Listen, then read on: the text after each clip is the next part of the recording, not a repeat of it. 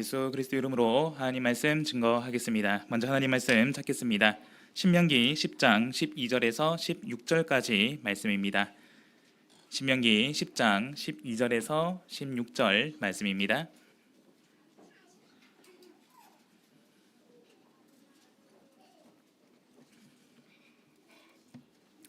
신명기 10장 12절에서 16절 말씀 찾으셨으면 저와 성도님들 한 절씩 나누어서 교독하도록 하겠습니다. 제가 먼저 읽겠습니다. 신명기 10장 12절. 이스라엘아, 내 하나님 여호와께서 내게 요구하시는 것이 무엇이냐? 곧 내 하나님 여호와를 경외하여 그 모든 도를 행하고 그를 사랑하며 마음을 다하고 성품을 다하여 내 하나님 여호와를 섬기고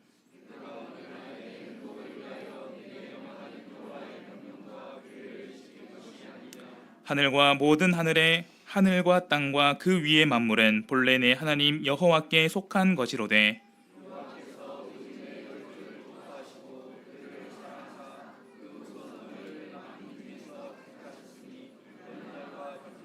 함께 읽겠습니다.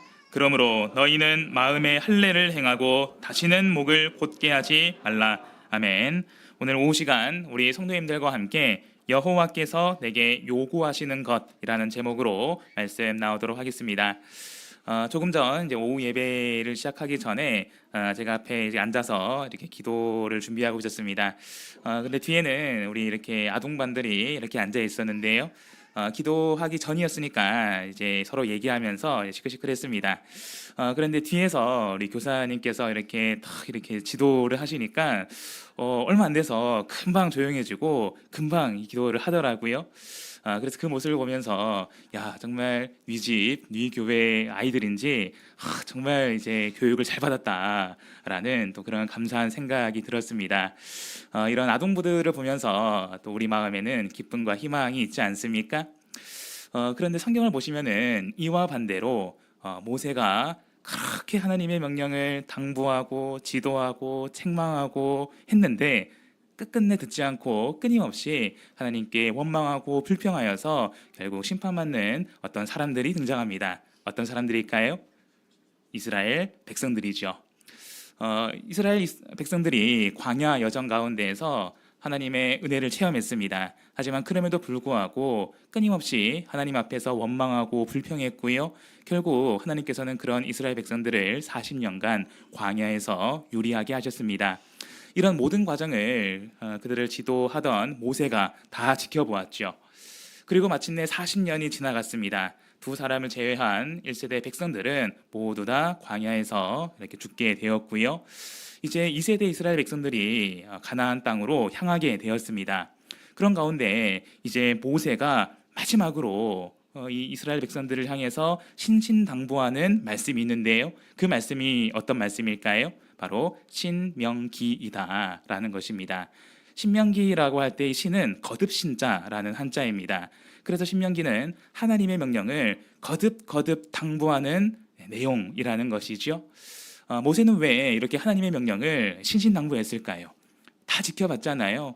하나님의 말씀을 지키지 않은 결과를 모세가 두 눈으로 똑똑히 지켜보았기에 정말 사랑하는 하나님의 백성들이 하나님께 원망하고 불평하여서 불신하여서 심판받는 그 모든 과정들을 두 눈으로 보았기 때문에 이제 곧 가나안 땅에 들어가는 내 자녀와도 같은 그 백성들을 향해서 마지막으로 정말 유언을 남기듯이 신신당부하는 내용이다라는 것입니다. 자, 그런 가운데에서 오늘 우리가 함께 살펴볼 신명기 10장 12절에서 16절 말씀에서는 이제 모세가 하나님께서 내게 요구하시는 것이 무엇이냐라는 것을 증거합니다. 오늘 이 말씀을 통해서 오늘날 교회의 성도된 우리에게 하나님께서 요구하시는 것이 무엇인지 생각해 보도록 하겠습니다. 첫 번째로 여호와께서 요구하시는 것은 여호와를 경외하여 그 모든 도를 행하라라는 것입니다. 여호와를 경외하여 그 모든 도를 행하라. 12절 말씀 제가 읽겠습니다.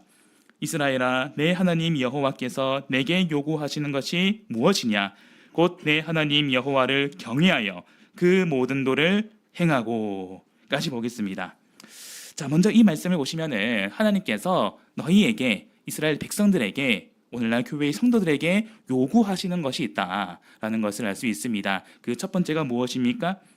네, 하나님 여호와를 경외하여 그 모든 도를 행하라 라는 것이죠. 우리가 근본 영은혜를 통해서 경외의 의미가 무엇이냐를 생각을 해보았습니다. 경외하다라는 것은 두려워하다. 그래서 하나님을 경외하다라는 것은 지극히 거룩한 하나님을 공경하고 두려워하는 것이다 라고 말씀드렸죠. 여기서 우리가 잊지 말아야 될 것은 경외하다라는 것이 단순히 하나님을 공경하고 두려워하는 마음만을 말하지 않는다라는 것입니다. 하나님을 경외하는 사람은 하나님의 말씀을 두려워하고요, 그 말씀 앞에 온전히 순종하고 그 말씀을 따라 살아가게 됩니다. 그래서 하나님을 향한 경외는 단순히 마음으로만 하나님을 공경하고 두려워하는 것이 아니라 하나님의 말씀에 순종하기 위한 적극적인 행함의 의지가 반드시 담겨 있다라는 것입니다. 그래서 신명기 8장 6절의 말씀을 보시면은 내 하나님 여호와의 명령을 지켜 그 도를 행하며 그를 경외할지라 라고 말하고요, 마찬가지로 전도서 12장 13절의 말씀을 보시면은 이래 결국을 다 들었으니 하나님을 경외하고 그 명령을 지킬지어다, 이것이 사람의 본분이니라 라고 증거합니다. 그래서 성경 말씀에서 경외라는 단어를 찾아보시면은 주로 경외만 나오는 것이 아니라 항상 말씀에 대한 행함, 말씀에 대한 순종이 마치 세트처럼 이렇게 같이 나오는 것을 늘 볼 수 있습니다. 다시 말해서 하나님을 경외하는 사람은 반드시 그의 말씀을 두려워함으로 그 말씀에 순종한다라는 것입니다. 그래서 우리가 성경 말씀을 보시면은 하나님을 경외한 여러 인물들이 등장하지 않습니까? 그런데 그 인물들이 공통적으로 행한 것은 바로 하나님의 말씀이라는 것이죠. 우리 대표적으로 노아의 경외와 순종을 생각해 보도록 하겠습니다. 우리 히브리서 11장 7절 말씀 같이 보겠습니다. 히브리서 11장 7절 말씀입니다.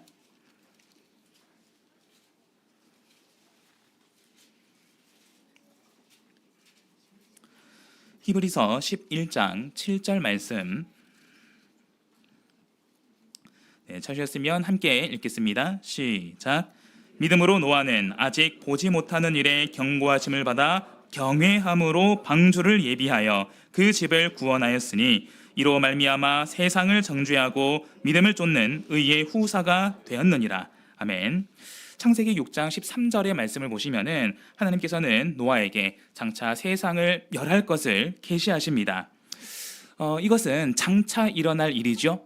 즉 노아가 이 말씀을 들었을 때는 아무 일도 일어나지 않은 상황입니다. 세상 사람들은 다 저마다 제 마음을 따라서, 제 욕심을 따라서 다 잘 살고 있습니다.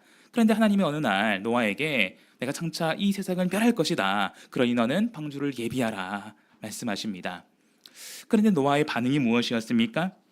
이 경고를 경외함으로 받아들였다라는 것입니다. 비록 아직 아무 일도 일어나지 않았지만 그 말씀이 곧 하나님의 말씀이기에, 하나님의 말씀을 반드시 이루시는 신실한 하나님이기에 그 말씀을, 그 계시를 경외하였습니다. 두렵고 떨림으로 이 말씀을 받아들였어요. 그 경외의 결과가 무엇이었습니까? 경외함으로 방주를 예비하였다. 하나님께서는 노아에게 장차 일어날 심판을 계시하시면서 방주를 예비하라, 그리고 이 방주를 어떻게 만들지 다 말씀해 주시지 않았습니까? 이에 대한 노아의 반응은 무엇이었습니까? 창세기 6장 22절을 보시면은 노아가 그와 같이 하되 하나님이 자기에게 명하신 대로 다 준행하였더라 라고 말합니다. 노아는 하나님을 경외했습니다. 하나님의 말씀을 경외했습니다. 그 경외로 하나님이 내게 주신 모든 말씀에 순종했다라는 것입니다. 여기서 우리가 기억해야 될 것은 노아는 하나님의 말씀에 다 준행했다라는 것입니다. 그래서 오늘 본문 신명기 10장 12절의 말씀을 보시면은 어떻게 증거하고 있습니까? 제가 다시 읽겠습니다. 신명기 10장 12절. 이스라엘아, 내 하나님 여호와께서 내게 요구하시는 것이 무엇이냐? 곧 내 하나님 여호와를 경외하여 그 모든 도를 행하고. 어떤 도를 행하고요?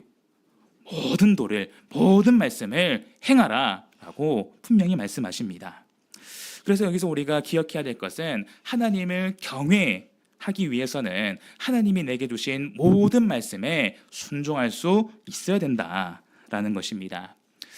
그래서 성경 말씀을 보시면은 하나님은 당신의 말씀을 행하는 사람에게 복을 주신다, 늘 이렇게 말씀하지 않습니까?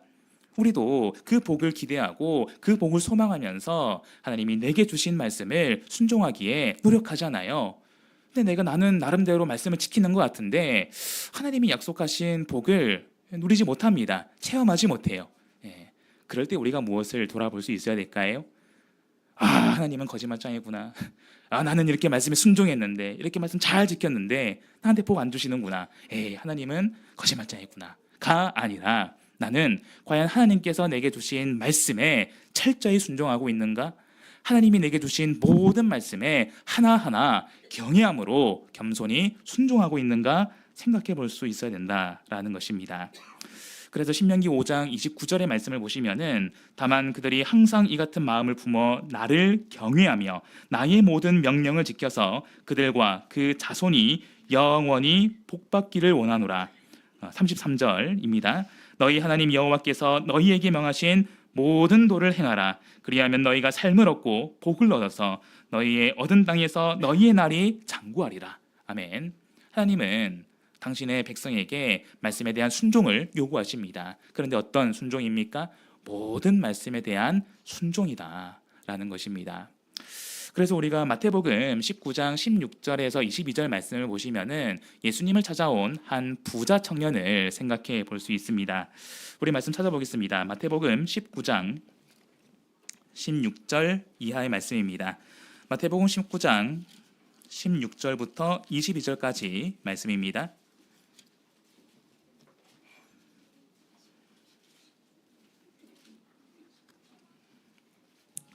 마태복음 19장 16절에서 22절 말씀. 자, 이 말씀을 보시면은 어떤 사람이 주께 와서 질문합니다. 선생님이여, 내가 무슨 선한 일을 하여야 영생을 얻으리까? 예수님, 제가 무슨 선한 일을 해야지 영생을 얻을 수 있겠습니까? 이에 대한 예수님의 답이 무엇이었습니까? 17절을 보시면은 결론적으로 계명들을 지키라. 내가 생명에 들어가려면 계명을 지키라 라고 말씀하십니다. 그러자 이 청년이 어떻게 대답합니까? 18절, 19절을 보시면은 대표적으로 십계명의 말씀을 언급하면서 20절 그 청년이 가로되 이 모든 것을 내가 지키었사오니 아직도 무엇이 부족하니이까. 네. 그 당시 대표적인 하나님의 말씀 십계명을 나열하면서 제가 이것들을 다 지켰습니다. 그런데 제가 아직도 무엇이 부족합니까? 라고 질문합니다. 사실 이 계명들을 하나하나 지키는 것도 말처럼 쉽지 않죠. 나름 이 청년은 하나님의 말씀을 지키기 위해서 이렇게 열심히 노력을 했다. 그런데 이때 예수님이 어떤 말씀을 하십니까? 21절 같이 읽어보겠습니다. 읽겠습니다. 시작. 예수께서 가라사대 내가 온전하고자 할진대 가서 내 소유를 팔아 가난한 자들을 주라. 그리하면 하늘에서 보화가 내게 있으리라. 그리고 와서 나를 좇으라 하시니. 20절에서 청년이 아직도 무엇이 부족합니까? 라는 답에 예수님은 그가 부족한 면을 그가 반드시 순종해야 되는 것을 말씀해 주십니다. 그 말씀에 순종할 때 온전히 생명에 참여할 수 있다라는 것이죠. 그러자 이 청년의 반응이 무엇이었습니까? 그 청년이 재물이 많음으로 이 말을 듣고 근심하며 가니라. 그래서 우리가 이 말씀을 통해서 우리의 순종을 생각해 볼 수 있어야 되겠습니다. 나는 나를 향한 하나님의 말씀에 그 모든 말씀에 전적으로 순종하고 있습니까? 아니면 내가 지킬 만한 말씀만 골라서 선택적으로 순종하고 있습니까? 하나님께서 내게 원하시는 순종은 선택적인 순종이 아닙니다. 나를 향한 모든 말씀에 철저히 지키는 순종. 그래서 우리가 우리의 삶을 돌아보면서 내가 지금 지키지 못하는 하나님의 말씀이 무엇이 있는지 떠올려 볼 수 있어야 되겠습니다. 만약에 내가 안식일을 지키지 못하고 있습니까? 그 말씀이 지금 내가 순종해야 되는 하나님의 말씀입니다. 지금 내가 교회 안에서 누군가를 미워하고 있습니까? 그 말씀이 우리가 말씀을 의지해서 반드시 극복해야 되는 나의 부족한 점입니다. 그 모든 것들 하나하나 우리가 돌아보고 나의 순종을 생각해 볼 수 있어야 되겠습니다. 성경은 하나님은 분명히 약속합니다. 하나님의 말씀에 순종하는 사람에게 반드시 복을 주신다. 우리 신명기 28장 1절 말씀 같이 보겠습니다. 신명기 28장 1절 말씀입니다.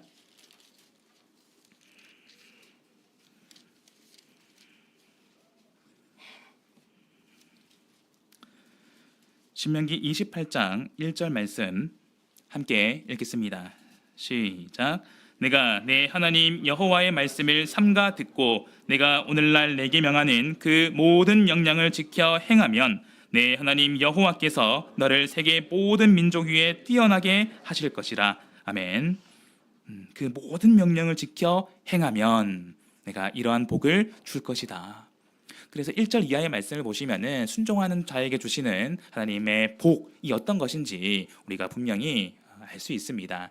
바라옵기는 나를 향한 모든 말씀 앞에서 철저히 엎드려서 순종하는 그런 우리 될 수 있기를 간절히 소망합니다.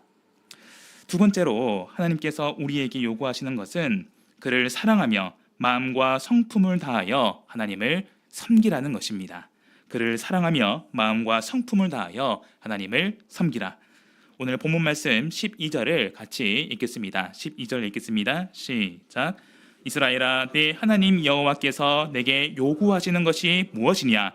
곧 내 하나님 여호와를 경외하여 그 모든 도를 행하고 그를 사랑하며 마음을 다하고 성품을 다하여 내 하나님 여호와를 섬기고.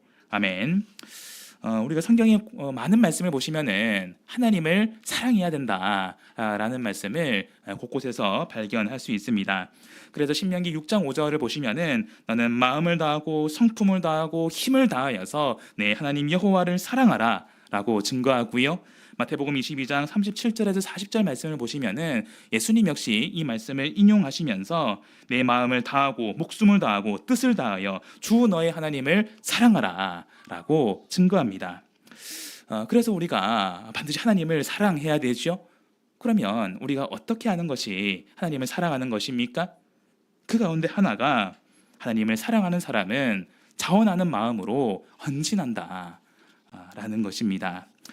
그래서 오늘 본문 신명기 10장 12절의 말씀에서도 이렇게 증거하고 있습니다. 그를 사랑하며 마음을 다하고 성품을 다하여 내 하나님 여호와를 섬기고. 만약 내가 누군가를 사랑하고 정말 그 사람을 아낀다면 그 사람을 위해서 무엇을 내어주든 전혀 아깝지 않을 것입니다. 그것이 정말 사랑의 마음이지 않습니까? 대표적으로 자식을 향한 부모님의 사랑을 생각해 볼 수 있죠. 제가 이제 신학을 위해서 이렇게 집을 떠나게 되었고요. 그 가운데서 종종 이제 어머니와 통화를 하면은 한결같이 이렇게 물어보십니다. 밥은 묵나? 잘 지내나? 뭐 반찬 좀 보내줄까? 참고로 좀 부산 사람입니다. 예. 그래서 제가 이제 곧 40인데 예. 부족함 없이 또 성도님들도 너무 잘 챙겨주시고 잘 먹고 잘 지내고 있는데 항상 같은 마음이세요. 예. 그래서 또 자녀는 또 우리 부모님이 어디 아프지 않은지 늘 걱정인데 반대로 우리 부모님은 늘 자녀 걱정이에요. 그래서 부모님 눈에는 그런 것 같아요. 자녀가 아무리 자라도 늘 어린아이처럼 어디 아픈 데는 없는지 밥은 잘 먹고 다니는지. 예. 그래서 이제 저도 경상도 이제 아들이다 보니까 이제 어머니 밥 잘 먹고 있어요. 잠 잘 자고 있고요. 아픈 데 없고요. 늘 똑같이 대답을 합니다. 예. 그런데도 어머니는 늘 한결같은 마음이세요. 예. 정말 평생을 맞춰서 정말 아버지도 어머니도 모든 것을 제게 주셨는데 저도 모자란 마음이 부모의 마음이지 않습니까? 예. 저도 자녀를 낳고 보니 이제 조금 알겠더라고요. 이래서 어머니가 이래서 아버지가 이렇게 말씀하시는 거구나. 예. 그래서 이제 저희 또 딸이 작년에 태어나서 이제 무럭무럭 잘 자라나고 있습니다. 먹는 걸 굉장히 좋아해요. 예. 그래서 사모가 이유식을 맛있게 만들어주면은 그거를 열심히 먹습니다. 예. 자, 그 모습만 봐도 배가 불러요. 그래서 정말 자녀가 먹는 것만 봐도 부모의 마음은 배가 부르다라는 게 이런 마음이구나라는 걸 알겠더라고요. 우리의 마음이 그렇지 않습니까? 정말 내가 사랑하는 사람이 있다면 그 사람을 위해서 내가 무엇을 내어주든 내 모든 것을 내어주든 전혀 아깝지 않다라는 것입니다. 그런데 성경을 보면은 우리를 위해서 자신의 모든 것을 내어주신 분이 계십니다. 그분이 누구입니까? 예수님이죠. 우리 마태복음 20장 28절 말씀을 보겠습니다. 마태복음 20장 28절 말씀입니다.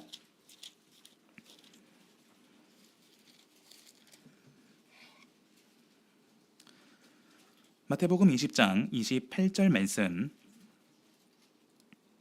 함께 읽겠습니다. 시작. 인자가 온 것은 섬김을 받으려 함이 아니라 도리어 섬기려 하고 자기 목숨을 많은 사람의 대속물로 주려 함이니라. 아멘. 예수 그리스도께서 이 땅에 오신 목적이 무엇입니까? 이 땅의 왕으로서 많은 사람들의 섬김을 받기 위해서입니까?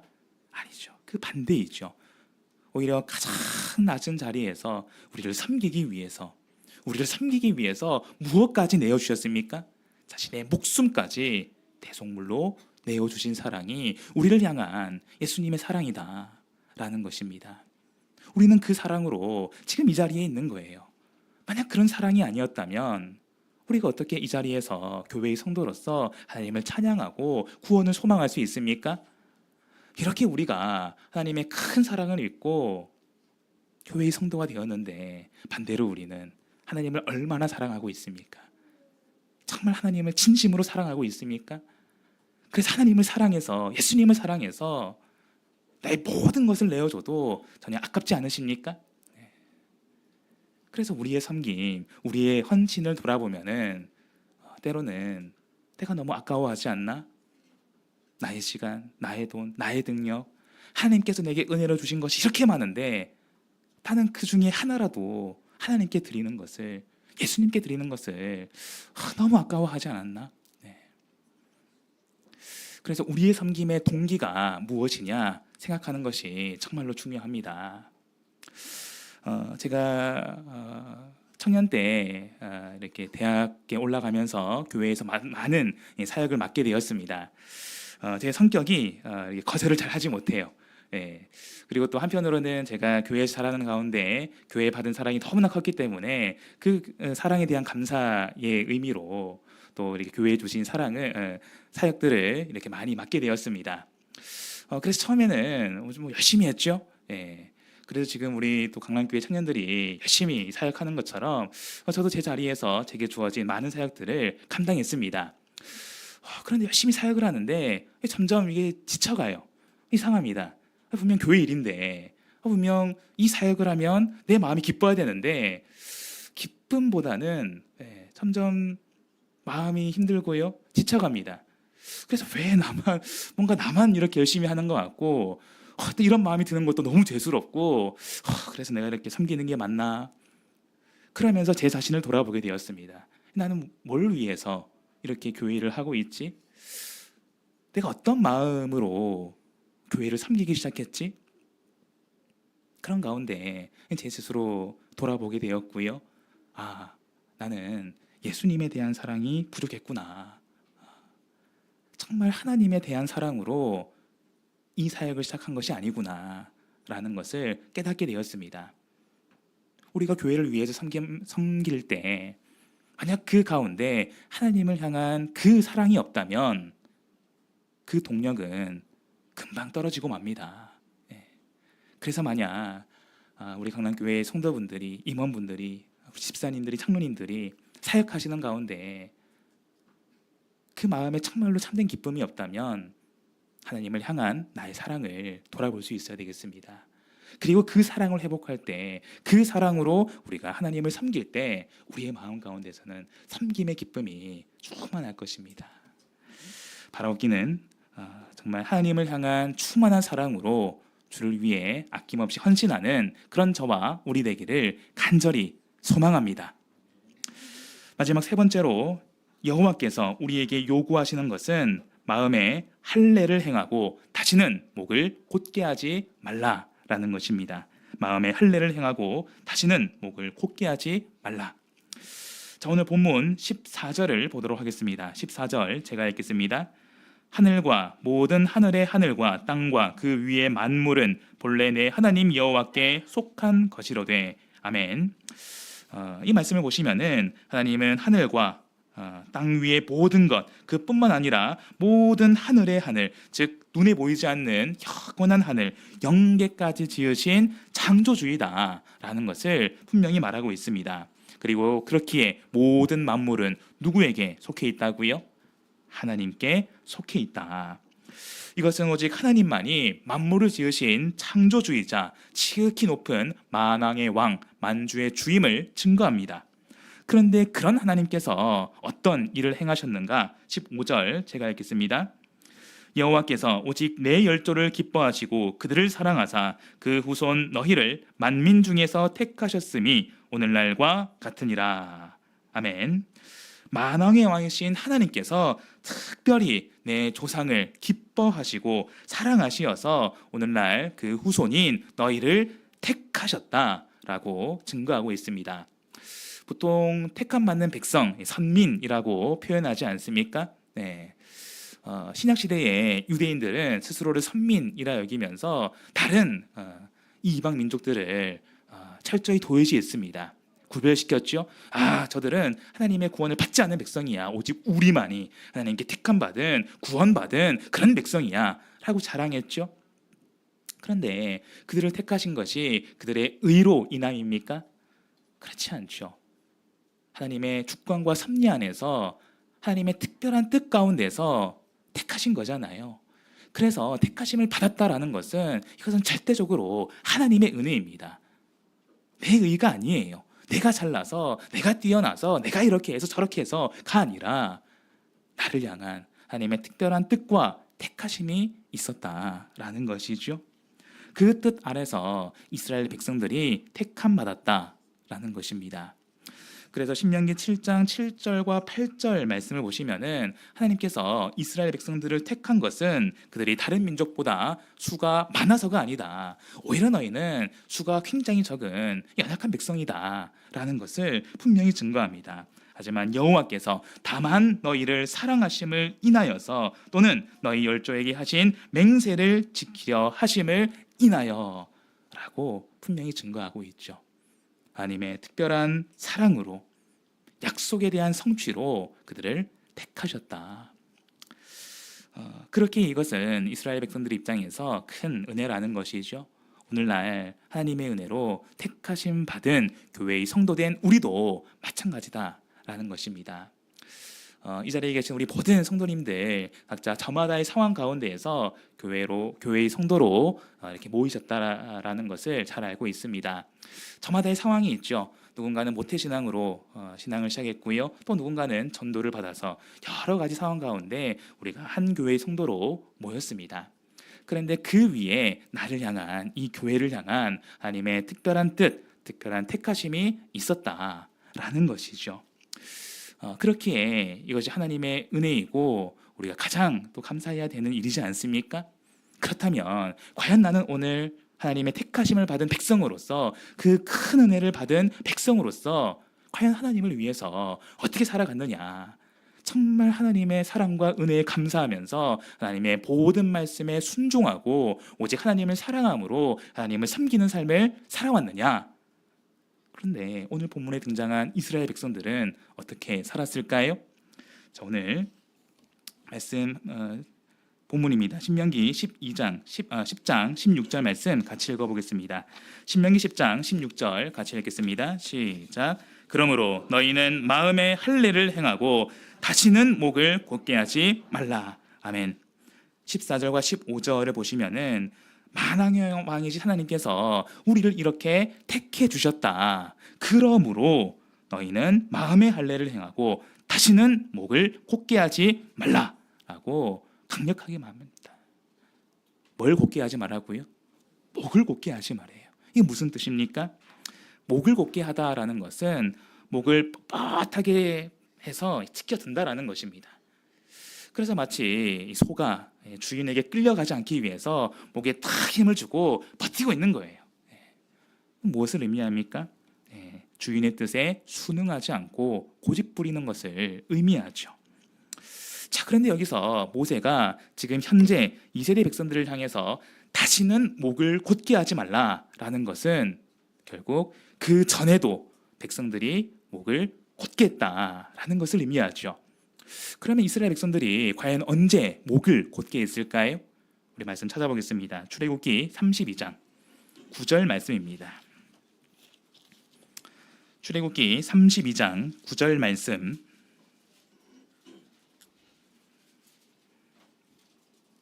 출애굽기 32장 9절 말씀 찾으셨으면 같이 읽겠습니다. 시작. 여호와께서 또 모세에게 이르시되 내가 이 백성을 보니 목이 고된 백성이로다. 아멘. 출애굽기 32장 말씀을 보시면은 이스라엘 백성들은 모세가 산에서 오랫동안 내려오지 않자 이제 아론을 부추겨서 무엇을 만들었습니까? 금송아지 우상을 만들었습니다. 그리고 그 송아지더러 우리를 인도하는 신이래요. 하나님에 대한 잘못된 이 신앙을 발견할 수 있죠. 하나님은 이런 이스라엘 백성들의 불신앙을 다 알고 계셨습니다. 그래서 이제 산 위에 있는 모세에게 이 사실을 알리면서 이 백성이 어떤 백성이냐, 지금 내가 보기에 이 백성은 목이 고든 백성이라는 것입니다. 내가 그토록 하나님의 말씀을 절대적으로 지켜야 되는 이 명령을 백성들에게 그렇게 지도하고 가르쳤음에도 불구하고 여전히 백성들은 자신의 뜻을 고집하고 이 명령을 지키지 않고 있더라라는 것입니다. 그래서 이어지는 말씀을 보시면은 모세의 간절한 기도로 말미암아서 이스라엘 백성 전체가 진멸하는 것은 면합니다. 하지만 하나님께서는 레위인을 들어서 이 날에만 무려 3천여 명에 달하는 백성들이 심판을 받게 됩니다. 참고적으로 사도행전에서도 같은 표현을 찾아볼 수 있습니다. 사도행전 7장 말씀을 보시면은 스데반이 공회 앞에 선 많은 사람들을 향해서 복음을 증거합니다. 그런데 이때 스데반이 과거 이스라엘의 과오를 드러내면서 지금 너희도 너희 조상인 이스라엘과 똑같이 하고 있다라고 이야기를 해요. 그래서 사도행전 7장 51절을 보시면은 목이 곧고 마음과 귀에 할례를 받지 못한 사람들아 너희가 항상 성령을 거스려 너희 조상과 같이 너희도 하는도다 라고 증거합니다. 이 말을 들은 사람들이 어떻게 반응했습니까? 겸손히 회개하는 것이 아니라 귀를 막고 일심으로 달려들어서 스데반을 향해 돌을 던졌고요. 그로 인해서 스데반이 순교를 당하게 됩니다. 하나님 보시기에 목이 고든 백성은 하나님의 뜻, 하나님의 말씀에 순종하지 않고 끝끝내 자신의 뜻을 고집합니다. 하나님의 뜻보다 내 뜻이 위에 있다라는 것이죠. 이걸 가리켜서 두 글자로 뭐라고 할까요? 교로 시작해서 만으로 끝납니다. 교만이죠. 교만이다. 목이 고든 것은 곧 교만한 것을 가리킵니다. 그런데 성경은 분명히 증거하고 있어요. 교만한 사람은, 목이 고든 사람은 이렇게 될 수밖에 없다. 제가 두 구절의 말씀을 읽어드릴 텐데요. 공통점을 찾아보시기 바랍니다. 잠언 16장 18절 교만은 패망의 선봉이요 거만한 마음은 넘어짐의 앞잡이니라. 잠언 29장 1절입니다. 자주 책망을 받으면서도 목이 고든 사람은 갑자기 패망을 당하고 피하지 못하리라. 교만한 사람은, 목이 고든 사람은 무엇 될 수밖에 없다고요? 패망할 수밖에 없다. 멸망할 수밖에 없다라는 것입니다. 그래서 모세는 지금 이제 가나안 땅으로 향하는 내 자녀와도 같은 이 귀한 이스라엘 백성들이 멸망당하지 않기 위해서 다시는 목을 곧게 하지 마라 라고 당부합니다. 중요한 것은 무엇을 행하여서 목을 곧게 하지 말라고요? 마음에 할례를 행하여서. 일찍이 여호수아와 갈렙 두 사람을 제외한 1세대 백성들은 하나님 앞에서 고집부리다 결국 패망하게 되었습니다. 그것은 어떤 이유였습니까? 그들의 교만 때문이었죠. 그래서 지금 모세는 당부합니다. 신신당부합니다. 마음에 할례를 행하여서 다시는 목을 곧게 하지 말라. 할례는 이 사람은 하나님과 언약을 맺은 하나님의 백성임을 나타내는 언약의 표징입니다. 그래서 창세기 17장 말씀을 보시면은 하나님께서 최초로 아브라함에게 할례를 명하시는 것을 볼 수 있는데요. 하나님께서 왜 아브라함에게 할례를 명하셨을까? 바로 직전에 창세기 16장 말씀을 보시면은 어떤 사건이 있었을까요? 네. 아브라함이 하나님의 언약을, 하나님의 방법을 온전히 신뢰하지 못하고 사라의 공고대로 그의 여종 하갈을 통해서 이스마엘을 낳는 그런 과오를 범하게 됩니다. 그 믿음의 사람 아브라함도 이런 실수가 있었다는 거예요. 그래서 이제 창세기 17장에서 하나님께서는 아브라함과 그에 속한 모든 백성에게 할례를 명하십니다. 할례는 무엇입니까? 성경 말씀으로 보자면 표면적으로는 양피를 제거하는 것이지만 근원적으로는 하나님을 온전히 신뢰하지 못하는 불신, 불순종, 교만과도 같은 마음에 부정한 것을 제거해 버려라 라는 것입니다. 그래서 하나님과의 언약을 기억하면서 하나님의 백성답게 살라라는 표징이라는 거죠. 표시라는 것입니다. 자, 그런데 출애굽 광야 시대에 이스라엘 온 백성들은 몸으로는 할례를 받았습니다. 그런데 어디는 할례를 받지 못했을까요? 마음은 할례를 받지 못했습니다. 마음에서 제거해 버려야 될 교만, 불신앙, 불순종, 원망, 불평 그런 것들을 여전히 가지고 있었다라는 것입니다. 그 결과가 무엇입니까? 목을 뻣뻣하게 세우는 것이었죠. 그 결과 패망으로 나아가지 않았습니까? 그래서 오늘날 우리 역시 하나님을 경외하는 삶을 살아갈 때 나의 마음을 돌아볼 수 있어야 되겠습니다. 겉으로 보면은 모릅니다. 이스라엘 백성들도 겉으로 보면은 다 하나님의 백성이에요. 하나님께 택함 받은 백성입니다. 그런데 하나님이 보신 것은 단순히 겉이 아니었다는 것입니다. 하나님은 속을 보시죠. 하나님은 중심을 보시는 분입니다. 그래서 우리가 표면적으로는 교회에 잘 나오고 누가 봐도 일 열심히 하고 신앙생활 잘하고 그래 보일 수 있어요. 사람들한테는. 그런데 하나님은 그 사람의 마음을, 그 중심을 다 보고 계신다. 그래서 만약 내 마음 속에서 하나님을 불신하는, 하나님의 뜻보다 더 앞서는 나의 뜻이 있다면, 교만이 있다면 오늘 이 말씀을 기억할 수 있어야 되겠습니다. 어디에 할례를 행하라고요? 마음에 할례를 행하라. 마음에 할례를 행해서 무엇을 곧게 하지 말라고요? 목을 곧게 하지 마라. 즉 하나님 앞에서 철저히 겸손하라 라는 것입니다. 우리가 마음의 할례를 행하여서 하나님 앞에 철저히 겸손할 때 비로소 온전히 하나님을 경외하고 하나님의 말씀을 철저히 순종할 수 있고요. 더 나아가서 하나님을 사랑하는 마음으로 오직 하나님을 위해서 기쁨으로 섬길 수 있다라는 것입니다. 오늘 말씀 정리하도록 하겠습니다. 오늘 오후 시간 우리 성도님들과 함께 여호와께서 내게 요구하시는 것 세 가지를 생각을 해보았습니다. 첫 번째, 여호와를 경외하여 그 모든 도를 행하라. 철저한 순종이지요. 두 번째, 그를 사랑하며 마음과 성품을 다해 하나님을 섬기라. 온전한 헌신입니다. 마지막 세 번째, 마음의 할례를 행하고 다시는 목을 곧게 하지 말라.